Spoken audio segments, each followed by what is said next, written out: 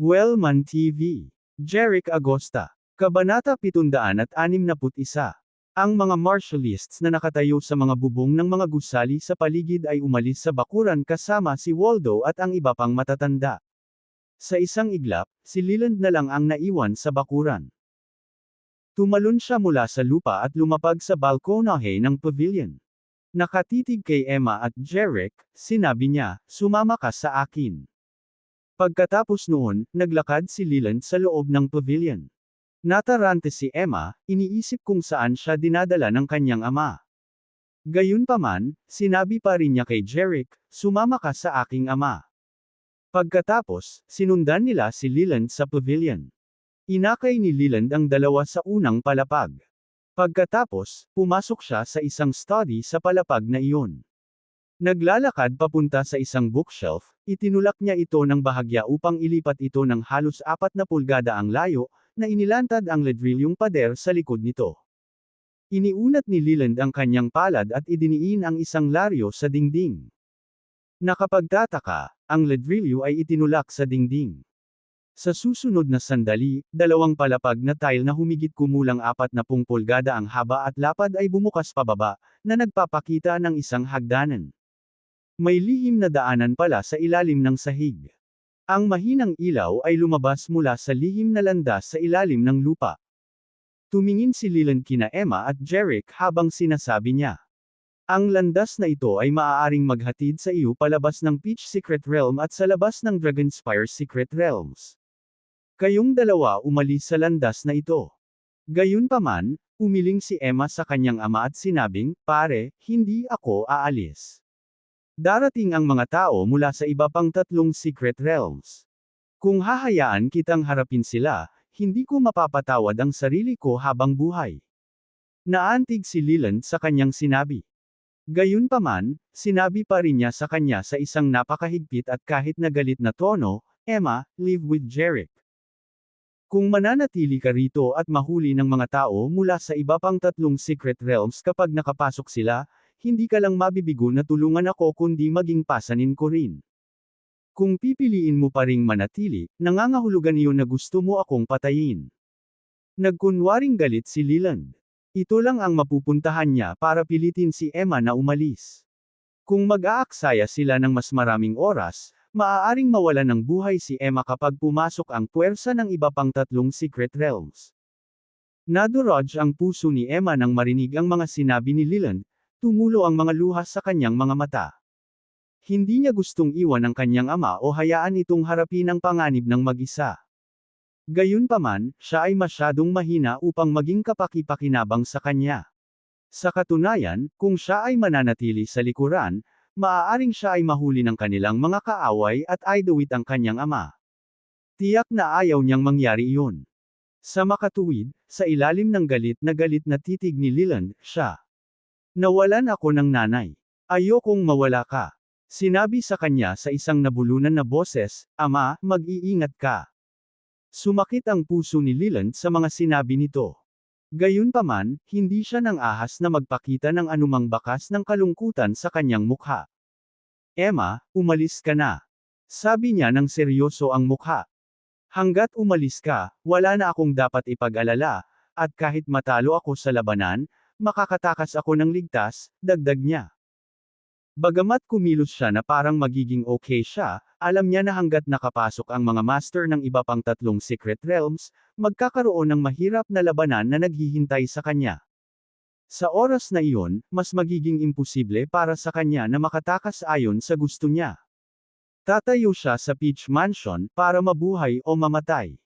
Para mahikayat si Emma na umalis ng may kapayapaan ng isip, sinadya niyang bawasan ang panganib ng paparating na labanan.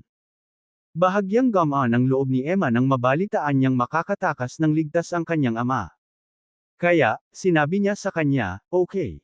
Ama, babalik ako upang makita ka sa loob ng ilang araw." "Bakit babalik? Hindi mo ba gustong masaksihan pa ang magandang mundo sa labas kasama ang lalaking mahal mo?" Nakangiting tanong ni Leland. "O gusto mo bang suportahan kita habang buhay?" Namula si Emma. Totoong gusto niyang umalis sa Dragonspire Secret Realms kasama si Jeric at makita kung ano ang nasa labas ng mundo. Nauna na siyang umalis sa Dragonspire Secret Realms. Ngunit sa pagkakataong ito, iba na. Kasama niya si Jerick. Kaya, sinabi niya sa kanyang ama, "Bueno, mabubuhay ako ng mag-isa sa hinaharap at hindi ako aasa sa iyo, okay?" Tumawa si Leland. Mas katulad niyan. Pagkatapos, dumukot si Leland sa kanyang bulsa, kumuha ng isang bagay na nakabalot sa dilaw na seda, at sinabi kay Emma, "Ito ang ikalawa at ikatlong tomo ng Longevity Scripture. Ngayon, ibinibigay ko sa iyo, bilang iyong regalo sa kasal." Medyo nagulat si Emma. Hindi niya inaasahan na ibibigay sa kanya ng kanyang ama ang 2 volume na iyon. Kabanata 762. Ama, sila ang pinakamahalagang bagay ng Dragonspire Secret Realms, sabi niya, nakatingin sa kanyang ama. Ang aming mga ninuno sa 4 na dakilang lihim na kaharian ay nanumpa na ang ikatlong tomo ay hindi dapat umalis sa mga kaharian, o ito ay ituring na isang malaking kawalang galang sa kanila. At lahat ng tao sa kaharian ay kayang patayin ang sinumang sumubok na gawin ito, sinubukan ni Emma na paalalahanan siya. Gayunpaman, inilagay ni Leland sa kanyang mga kamay ang 2 volume na nakabalot sa dilaw na seda at sinabing, "Ikaw ang nag-iisang anak kong babae, kaya ang ikatlong tomo ay maipapasa sa iyo sa madaling panahon. Malaki ka na, kaya dapat mong balikitan ang responsibilidad na bantayan ito." Si Leland ay sadyang umiwas sa mga kahihinatnan ng kanyang mga aksyon. Ibinigay niya ang Longevity Scripture kay Emma dahil hindi niya alam kung makakaligtas siya sa labanan laban sa ibang mga masters ng realm. Ang pagbibigay ng mga volume kay Emma ang tanging paraan para maprotektahan sila. Sa ganitong paraan, kahit na sa huli ay namatay siya sa labanan, ang 2 volume ay nasa kamay pa rin ni Emma. Nang marinig ito, sinabi ni Emma sa kanyang ama sa isang tame time na tono, "Huwag kang mag-alala, ama. Susubukan kong protektahan ang Longevity Scripture." Tumango si Leland sa kanyang anak at sinabing, "Hindi ako nagdududa dyan." Pagkatapos, tumingin siya sa lihim na daanan sa ilalim ng lupa at sinabi sa kanyang anak na babae, "Bilisan mo at umalis ka, baka huli na ang lahat." Walang ganang tumango si Emma sa ama. "Let's go, Jerick," sabi ni Emma kay Jerick. "Okay," sagot ni Jerick. Pagkatapos ay naglakad sila papunta sa entrance ng underground path at naglakad sa hagdanan. Nalaman ni Jerick na ang landas ay humigit kumulang 5 talampakan ang lapad at 7 talampakan ang taas. May mga lamp na nakasabit sa bubong. Gamit ang mga lamp na ito, magiging mas maginhawang maglakad sa landas. Pumasok sina Jerick at Emma sa underground path. Pagkatapos ay pinindot ni Leland ang isa pang ladrilyo sa dingding sa likod ng bookshelf. Bang! Ang ladrilyo na ito ay lumubog sa dingding tulad ng nauna. Sa pamamagitan nito, sarado ang 2 tile sa sahig, ang pasukan ng lihim na landas. Bumalik ang sahig sa orihinal nitong estado. Napakawalang kapintasan nito na walang sinuman ang makakapagsabi na may tinatagong lihim na landas. Sa ilalim, inilipat ni Leland ang bookshelf pabalik sa orihinal nitong posisyon, itinago ang mekanismo sa likod nito. Pagkatapos noon, umalis na siya sa pag-aaral. Kabanata 763. Ang mga martialists ng iba pang 3 secret realms ay umakyat sa bundok. Hindi nagtagal, nilabag nila ang defense line na itinakda ng mga martialists ng Peach Secret Realm sa kalagitnaan ng bundok. Kahit na binabantayan ito ng mga martialists ng Peach Secret Realm tulad ni Waldo, hindi nila kayang labanan ang mga martialists, elder, at masters ng iba pang 3 secret realm. Walang kahirap-hirap na sinira nina Jerome, Phil, at Chester ang depensang ginawa ni Waldo at ng iba pa. Umalangaw-ngaw sa buong lugar ang sigawan ng labanan. Nasugatan. Pinangunahan ni Waldo at ng iba pang matatanda ang mga martialists ng Peach Secret Realm upang tumakas sa Peach Mansion sa tuktok ng bundok. Sa sandaling ito, isang lalaki ang nakatayo sa isang malaking parisukat sa harap ng Peach Mansion. Ang taong ito ay walang iba kundi si Leland. Si Waldo at ang iba pang nasugatan na matatanda at martialists ay tumakas sa plaza sa isang malungkot na estado. Nagulat si Waldo kay Leland na may kahihiyan na mukha, "Mr. Gardner, nabigo akong magbantay laban sa mga martialists mula sa iba pang 3 secret realms. Mangyaring parusahan ako. Gayunpaman, mahina hong sagot ni Leland. Hindi mo kasalanan. Ang mga kalaban ay personal na pinamumunuan ng kanilang mga amo, kaya natural na natalo ka sa kanila. Pagkatapos, tumingin si Leland kay Waldo at idinagdag, ikaw at ang lahat ng nasugatang martialists ng ating sekta ay umatras at bihisan ang iyong mga sugat. Oo, Mr. Gardner, sagot ni Waldo. Pagkatapos, inutusan ni Waldo ang lahat ng nasugatang martialists na simulan ang pagbenda ng kanilang mga sugat. Sa sandaling ito, narinig ang tuloy-tuloy na huni. Maraming martialists ang sunod-sunod na dumaong sa plaza. Sa isang kisap mata, humigit kumulang 500 hanggang 600 martialists ang lumitaw 30 talampakan ang layo sa tapat ng mga martialists ng Peach Secret Realm. Ang mga kaaway na martialists na ito ay nagpapatakbo ng kanilang panloob na mana, na naglalabas ng nakakagulat na nakikitang mga daloy ng hangin sa paligid nila na parang mga bagyo. Ang daan-daang martialists na ito ay mula sa iba pang 3 secret realms. Nang makita silang lumapag sa plaza, ang halos 200 nasugatang martialists mula sa Peach Secret Realm ay tumingin lahat. Mahigpit. Ang mga martialists ng kaaway ay nakatayo pa rin sa ilalim ng utos ng kanilang mga matatanda. Sa sandaling ito, 3 lalaki ang bumaril sa kalangitan at lumipad. Nakarating sila sa plaza, na nagdadala ng malakas na hangin kasama nila, na nagpapadala ng buhangin na lumilipad sa lahat ng direksyon. Kabanata 764. Sa lumilipad na buhangin, pinaikit ng mga martialists ng Peach Secret Realm ang kanilang mga mata. Matapos bumagsak sa lupa ang lumilipad na buhangin, nakita nila ang 3 matandang lalaki na may nakakakilabot na aura. Ang 3 lalaki ay sina Jerome, Phil, at Chester. Nagningning ang kanilang mga mata, at lahat sila ay mukhang galit. Sinama nila ng tingin si Leland, na nakatayo 40 talampakan ang layo. Tumingin si Leland sa kanila at nagtanong, mga ginoo, ano ang sinusubukan ninyong gawin sa pagpasok sa aking teritoryo at magdulot ng malaking eksena? Ngumuso si Jerome habang itinuro si Leland at sumagot, how dare you ask us that question after you killed our sons?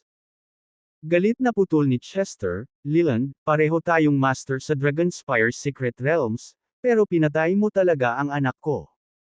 Hinubad ni Phil ang kanyang espada, itinutok ito kay Leland, at sinabi, ibigay mo ang iyong anak at si Jerick. Kumunat ang noo ni Leland at tumingin sa kanila. Hindi ko alam kung bakit mo ako inakusahan na pumatay sa mga anak mo. Hindi ko itatanggi kung ako ang pumatay sa anak mo. Ngunit hindi ko matatanggap na sinubukan mong gumawa ng walang base ang akusasyon laban sa akin. Ngumisi si Arnold at sinabing, nagsama sina Arnold, Edward, at Louis para bisitahin ang iyong anak. Namatay sila sa lugar mo, kaya paanong wala kang kinalaman sa pagkamatay nila?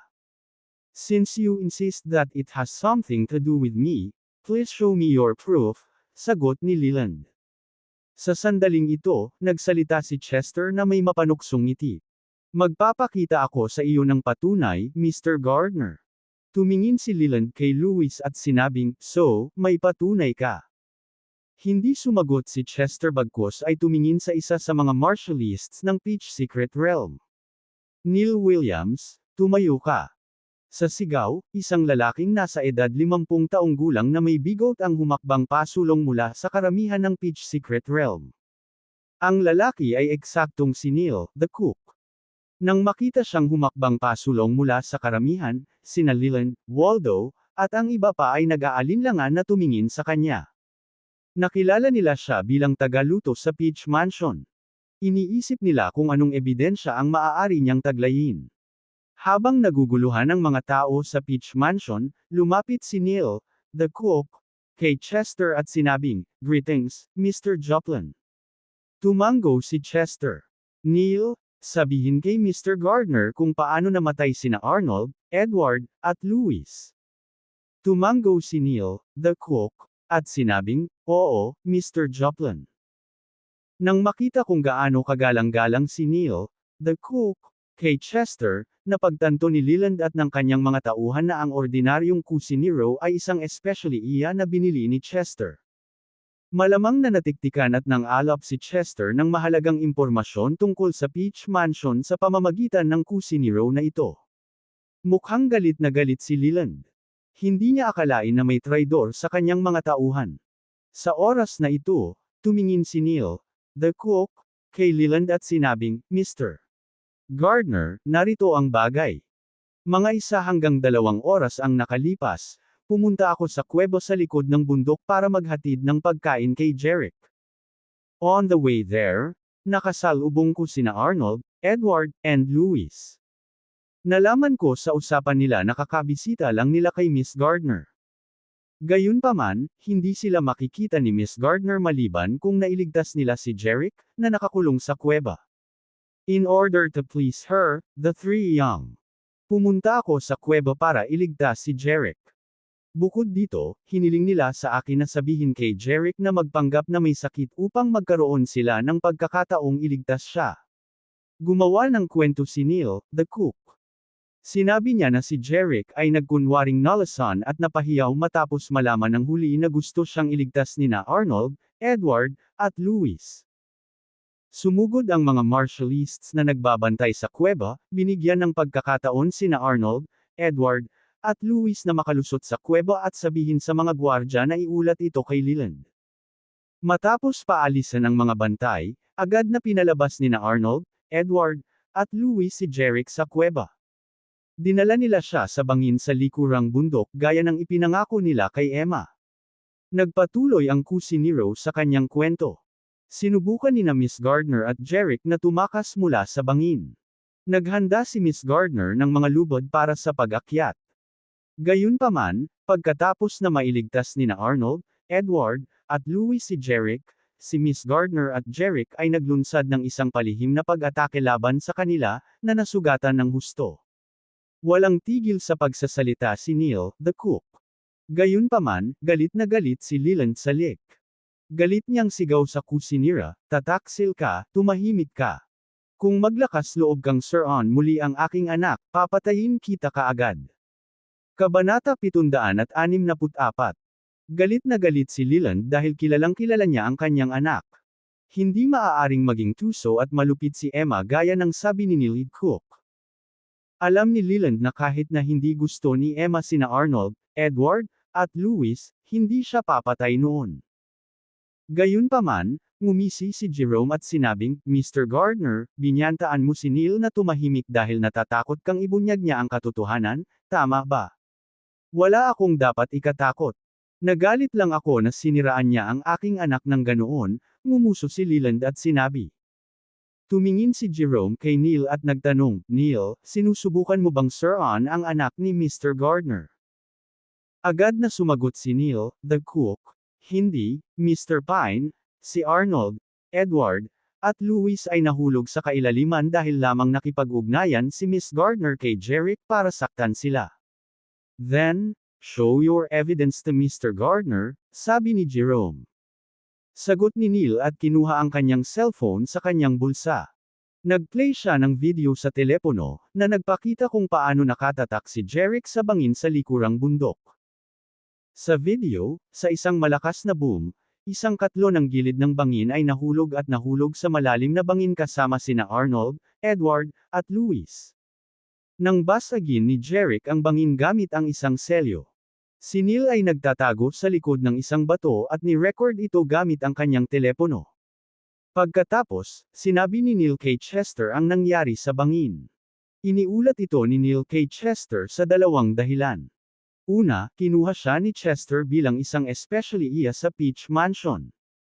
Pangalawa, naisip niyang malaking bagay ang pagkamatay nina Arnold, Edward, at Louis. Naniniwala siya na kapag naiulat niya ito kay Chester, maghihiganti ang 3 Realm Master sa Peach Secret Realm at sisirain ito.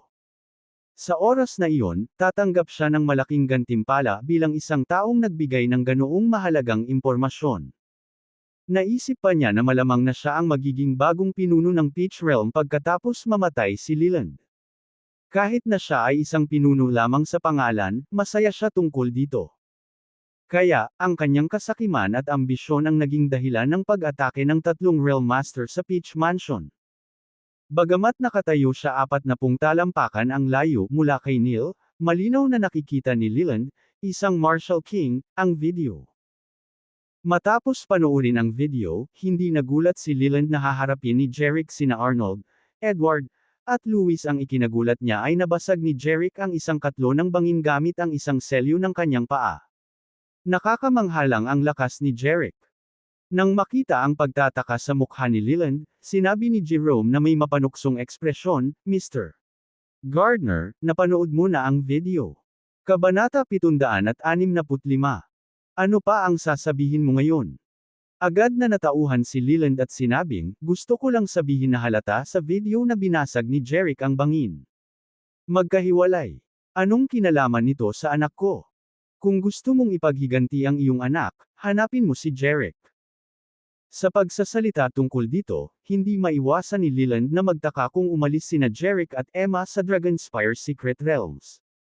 Hanggat sila ay nasa labas ng mga kaharian, magiging mahirap para sa tatlong mga master ng kaharian na hanapin sila. Natatawang sagot ni Jerome. Nailigtas ni Jerick ang iyong anak, at nakikita natin na sila ay matalik. Ngayong pinatay ni Jerick ang aming mga anak sa iyong teritoryo, kinailangan naming pumunta sa iyo para hanapin sila. Mr. Gardner, hindi mo naman kami pipigilan sa paghahanap sa iyong mansyon para kay Jerick, di ba? Kung susubukan mong pigilan kami, maaari ko lang ipagpalagay na ikaw ang nag-udyok kay Jerick na gawin ang lahat ng ito at sinubukang protektahan siya. Ngumiti si Leland at sinabing, kung gusto mong sisihin ang isang tao, madali kang makakahanap ng dahilan. Iniligtas nga ni Jerick ang aking anak, at napakabait nito sa kanya. Gayunpaman, umalis na siya sa Peach Secret Realm. Kaya kailangan mong pumunta sa ibang lugar para hanapin siya. Mansion ko ito, kaya may karapatan akong tumanggi sa paghahanap mo. Tanong ni Chester na may pagkislap ng yelo sa kanyang mga mata, Leland, hindi mo kami pinapasok dahil nakonsensya ka, tama? Sa tingin mo ba maniniwala kami sa iyong mga salita na umalis si Jerick sa Peach Secret Realm? Dapat sa mansion mo siya nagtatago. I advise you to hand him over to US. Umalangaw-ngaw si Phil sa malakas na boses, tama. Ibigay mo agad sa amin si Jerick, o huwag mo kaming sisihin sa hindi pagpapakita ng awa. Galit na galit si Leland nang marinig ang agresibong salita ni Chester at Phil. Well, gusto kong makita kung paano mo ipapakita ang hindi awa. Leland, kahit na ikaw ang pinakamalakas sa Dragonspire Secret Realms, wala kang pagkakataong manalo laban sa aming tatlo, sabi ni Jerome na kumikinang ang mga mata. Ibigay mo sa amin si Jerick at hindi na namin itutuloy ang bagay na iyon considering na pareho kaming mga inapo ng martial god na si Rocco. Ngumisi si Leland at sinabing, sinusubukan mo ba akong takutin? Sa kasamaang palad, hindi ito gumagana sa akin. At nilinaw ko na wala si Jerick sa Peach Mansion. Mangyaring pumunta sa ibang lugar para hanapin siya. Well, kaya pagtakpan mo si Jerick, tama. Biglang naningkit ang mga mata ni Jerome. Tumingin siya kina Phil at Chester habang sinasabing, ipaghiganti natin ang ating mga anak at patayin ang sinumang humahadlang sa atin. Isang malamig na kislap din ang lumitaw sa mga mata ni Chester at Phil. Kabanata 766. Pumatay tayo. Galit na umungol sina Chester, Phil, at Jerome. Bilang Martial Kings, pinakawalan nila ang kanilang makapangyarihan at marahas na Marja. Ang kanilang nakakatakot na kapangyarihan ay bomb-alot sa buong parisukat sa isang iglap na nagdulot ng bagyo sa lugar at nagpapadala ng buhangin at mga bato na lumilipad sa lahat ng direksyon. Ang mga martialists mula sa Peach Secret Realm at sa iba pang tatlong Secret Realm ay namutla lahat. Ang matinding labanan sa pagitan ng Martial Kings ay lubhang nakakatakot para sa kanila. Hindi nila maiwasang umatras sa larangan ng digmaan ng Martial Kings upang maiwasang masaktan. Sa gitna ng nagngangalit na hangin at lumilipad na buhangin at mga bato, sina Jerome, Phil, at Chester ay nagpuntirya na ng ilang mabilis na pag-atake kay Leland. Mabilis na sumabak sa matinding labanan ng apat. Lumilipad sila pabalik-balik sa hangin at lumilipad na buhangin at mga bato na may tuloy-tuloy na tunog ng mga banggaan ng kanilang mga palad. Bilang karagdagan, ang enerhiya sa antas ng Martial King na kanilang pinakawalan sa kanilang mga pag-atake ay gumawa ng mga umuusbong na tunog. Parang libu-libong kulog ang sumabog sa plaza. Ito ay hindi maipaliwanag na nakakagulat at nakakatakot. Lumakas ang mga daloy ng hangin, nilubog ang lahat sa plaza o pinalipad sila. Ang bawat isa sa mga martialists ay nakipaglaban ng gusto upang mapanatili ang kanilang balanse at hindi matangay ng mga daloy ng hangin. Kasunod ng isang malakas na pagsabog, umalangaw ang ilang malungkot na hiyawan. Sa mga hiyawan, ang 4 na Martial King sa bagyo ay pinalayas. Sila ay bumagsak sa lupa ng parisukat, nagpapadala ng alikabok na lumilipad kung saan-saan. Sa windstorm at lumilipad na buhangin, ang mga martialists mula sa 4 Great Secret Realms ay nababalisa, nang walang ideya kung paano umusad ang labanan. Ang mga tunog na dulot ng labanan sa pagitan ng 4 na Martial Kings at ang kulog parang mga huni na tunog ay haminana. Ang lahat ay naghihintay upang makita kung sino ang nanalo sa labanan matapos ang mabangis na hangin at ang mga lumilipad na buhangin ay nawala. Kabanata 767. Nagkalat ang lumilipad na buhangin sa lupa, at huminto ang hangin. Natigilan ang mga martialists ng 4 Great Secret Realms sa kanilang nakita. Laking gulat nila nang makitang maraming bitik at daan-daang bunganga ang naiwan sa plaza na parang tinamaan ng kidlat. Bamulong ang mga puting usok mula sa ilan sa mga bunganga. Napagtanto nila na ang lahat ng mga guho at crater na ito ay iniwan ng 4 na Martial Kings kasama ang kanilang mana sa kanilang labanan. Hindi nagtagal ay natagpuan nila si Leland, Jerome, Phil, at Chester, na nakahiga sa mga guho.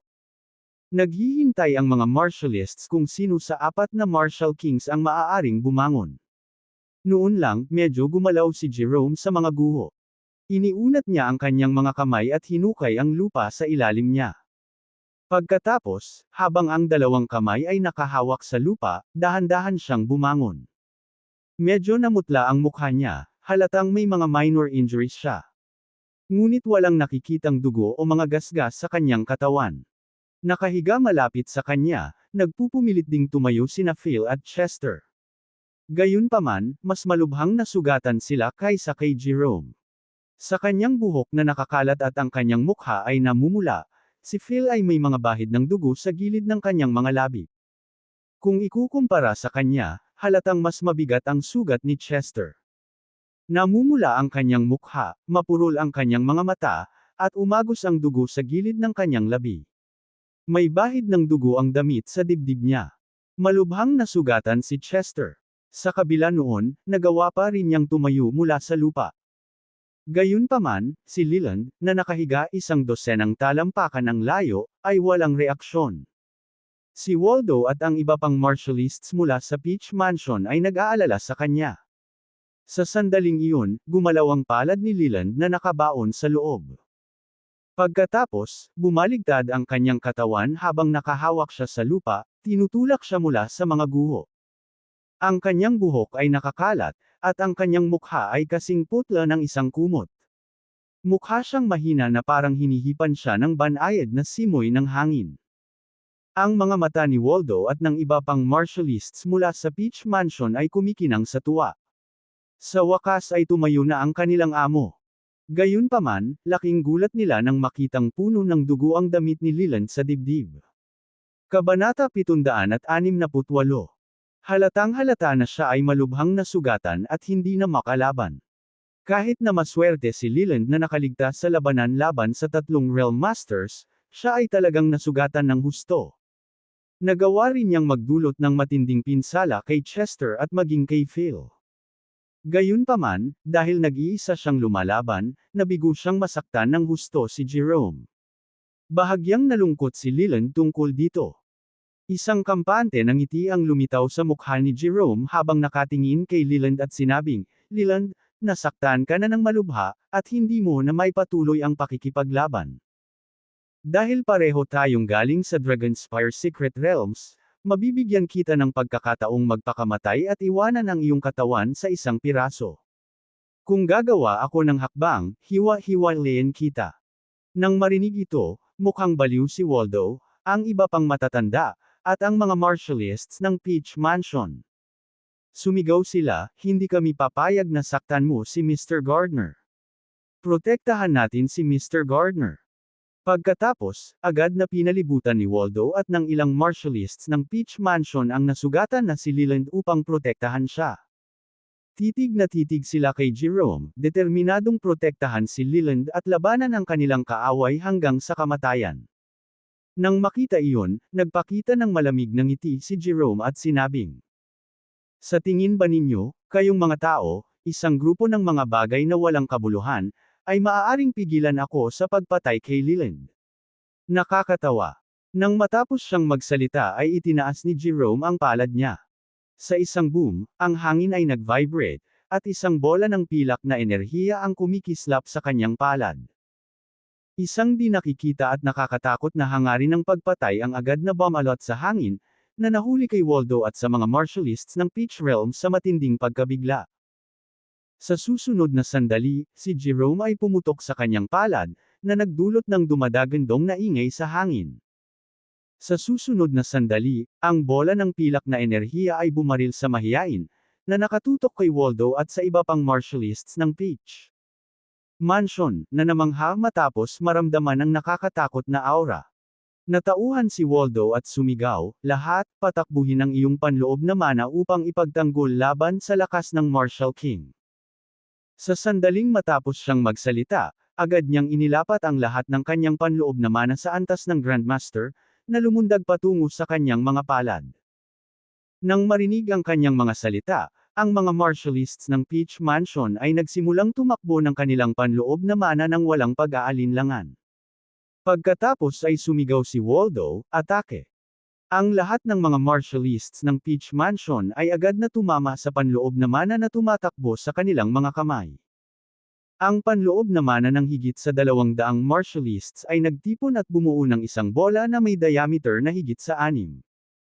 Ang bola ng enerhiya na may nakakatakot na momentum ay bumaril patungo sa enerhiya ng Martial King na pinakawalan ni Jerome. Dumagundong.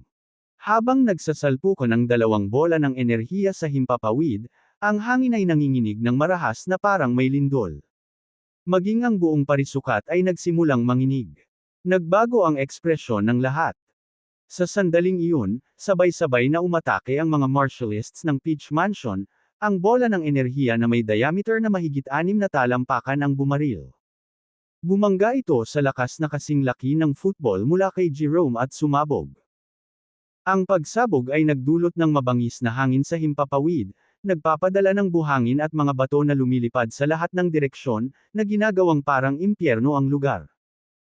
Matapos masira ang atake ng mga martialists ng Peach Mansion, nagpatuloy ang pagbaril ng energy ball ni Jerome kay Waldo at sa iba pang martialists ng kanyang sekta. Bang! Habang tinamaan sila ng silver energy ball, si Waldo at ang mga martialists na hindi umiwas ay pinalipad na parang mga saranggola na may putol na tali. Sa patuloy na pagputok, sunod-sunod na bumagsak ang mga martialists sa lupa.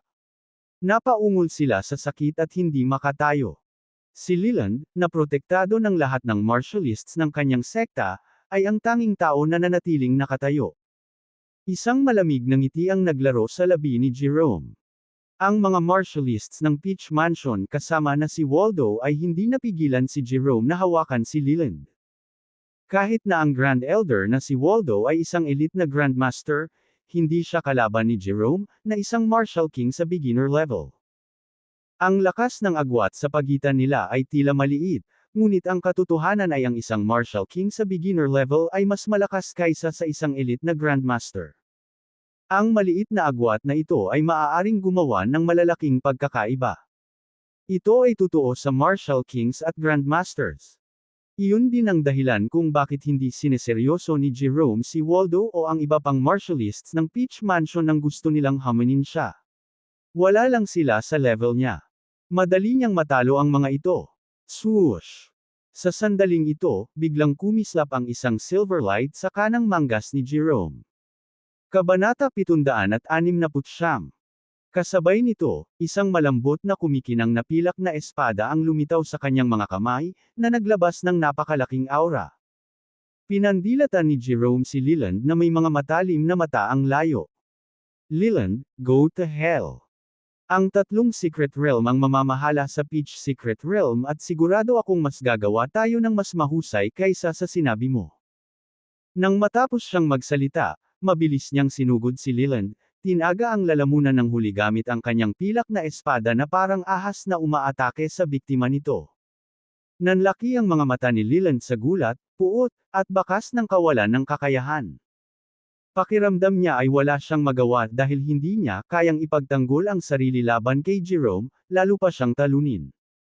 Sa pag-aakalang mamamatay siya sa ilalim ng espada ni Jerome, nakaramdam siya ng matinding ayaw. Gayunpaman, wala siyang paraan upang maiwasan ang pag-atake ng espada na ito. Nakatitig sa espadang paparating sa kanya, hindi makahinga si Leland sa ilalim ng mabangis na aura ng espada at nakamamatay na layunin. Napaatras siya.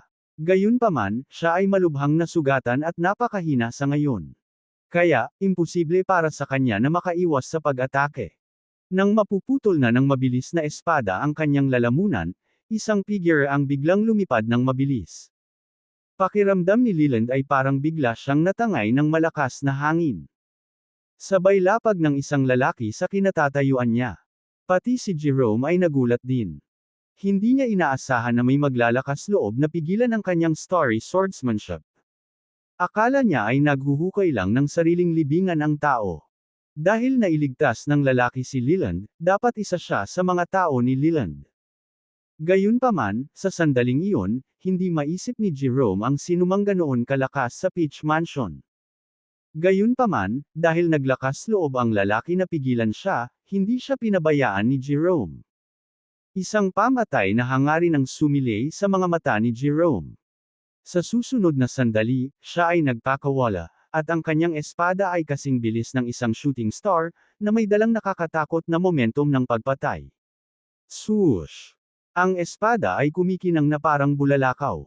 Nararamdaman ng lahat na naruroon na ang pag-atake ng espada ay napakalakas. Sa kanilang mga mata, hindi kinaya ng lalaking lumitaw nang wala saan ang suntok na mas mabilis pa sa isang bulalakaw. Gayunpaman, tulad ng iniisip nila na ang lalaki ay papatayin, ang lumilipad na espada ay biglang tumigil. Pagkatapos, walang makapaniwala sa kanilang mga mata. Nagulat sila sa nakita nila. Nakuha ng lalaki ang mabilis na espada sa pagitan ng dalawang daliri ng kanyang kanang kamay. Ang mas ikinagulat nila ay ang lalaki ay walang iba kundi si Jerick. Si Leland, na iniligtas ni Jerick, ay hindi rin makapaniwala sa kanyang mga mata. Si Jerick ba yun? Kabanata 770. Hindi pa ba siya umalis kasama si Emma sa underground secret path? Bakit nasa Peach Mansion pa rin siya? Nagtataka si Leland.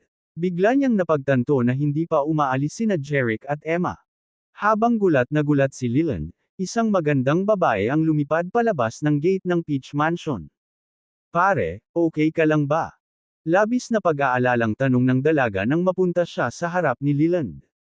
Ang magandang babae ay si Emma. Tama si Leland. Hindi umalis sina Jerick at Emma sa Dragonspire Secret Realm sa pamamagitan ng Secret Underground Passage. Pinandilatan ni Jerome si Jerick sa gulat, galit, at hindi makapaniwala. Nakilala siya sa kanyang starry swordsmanship, ngunit nagawa ni Jerick na talunin ang kanyang sword move sa pamamagitan lamang ng dalawang daliri.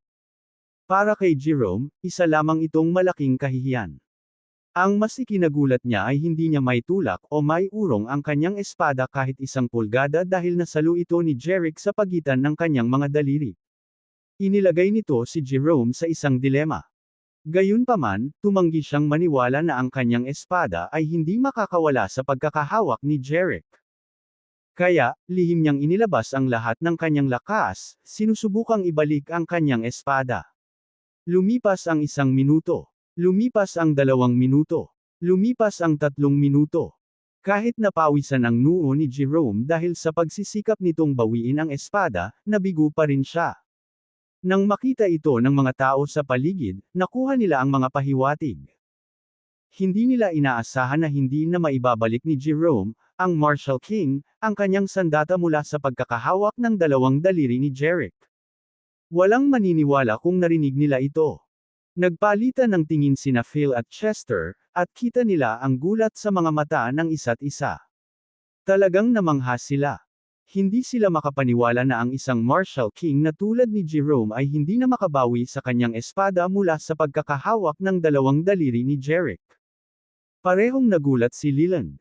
Bagamat nalaman niya ang kamangha-manghang lakas ni Jerick sa pakikipaglaban sa kanya sa bangin, hindi niya alam kung gaano siya kalakas.